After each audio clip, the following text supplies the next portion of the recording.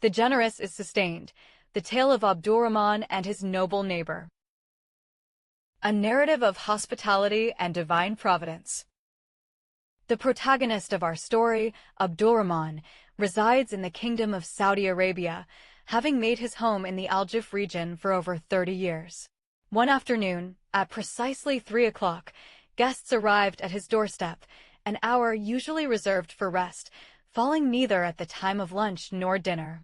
Nevertheless, Abdul-Rahman welcomed them into his home with open arms. He asked them, "Have you partaken of lunch?" They replied, "Indeed, we have." To this, Abdul-Rahman declared, "By God's will, you shall grace my table for dinner tonight." They responded, "We accept, and may God grant you strength."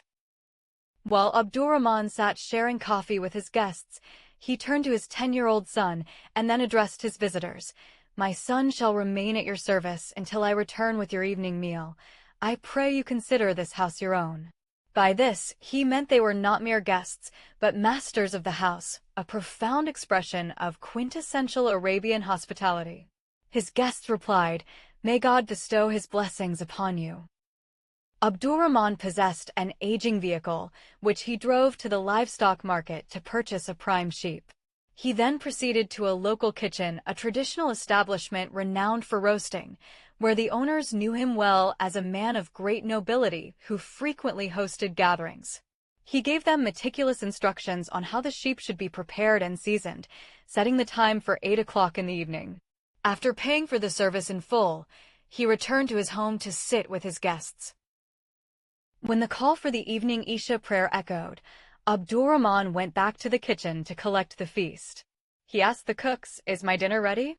To his utter bewilderment, they replied, "What dinner? You placed the order and paid the fee, but you never delivered the sheep to us." He cried out, "There is no might nor power except with God." Shaken by the magnitude of the predicament, he collapsed onto the ground, cradling his head in his hands in total shock. The kitchen workers, who were of Yemeni nationality, rushed to Abdul-Rahman's car. There, they discovered the sheep had succumbed to the sweltering heat. It had remained bound inside the vehicle since 3 in the afternoon. It so happened that one of Abdul-Rahman's neighbors was also at the kitchen, hosting his own guests with a lavish spread of 4 roasted sheep. Having witnessed Abdul-Rahman's distress, the neighbor approached him and swore a solemn oath by God that he would give him one of his 4 sheep to honor his guests. He insisted, "Mount your vehicle and return to your home, Abdul-Rahman. I shall personally deliver the dinner to you." Abdul-Rahman protested, "How can you expect me to take the meal intended for your own guests, my dear neighbor?" The neighbor replied firmly, "2 sheep are more than enough for my guests, and I have slaughtered 4. Return home, and the food shall follow." True to his word, no sooner had Abdul-Rahman arrived at his house than the neighbor appeared with a perfectly roasted sheep, far superior in quality to the one Abdul-Rahman had originally purchased. Abdul-Rahman praised God and offered his heartfelt gratitude to his neighbor. His guests remained blissfully unaware of the ordeal that had transpired.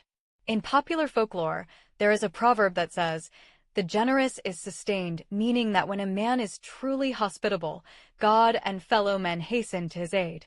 Abdul-Rahman's guests enjoyed the magnificent feast, stayed the night, and departed the following morning without ever knowing the crisis that had almost marred their visit. And thus concludes our story.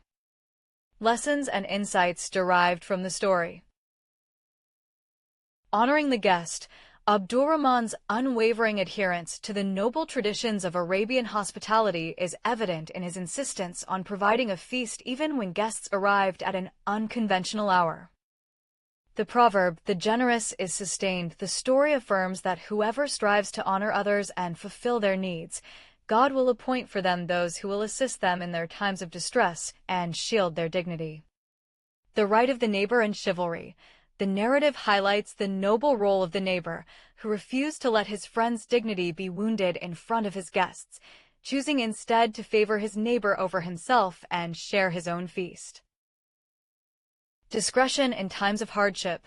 Both the neighbor and Abdul-Rahman were careful to ensure the guests felt no lack or disruption, reflecting a sophisticated level of social etiquette in hosting. Calamity and fate.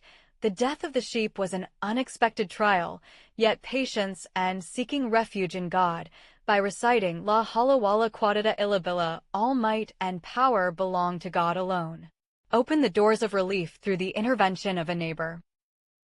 Social solidarity. The story embodies the deep-rooted cohesion within Saudi society, where a neighbor views his neighbor's reputation and welfare as inseparable from his own.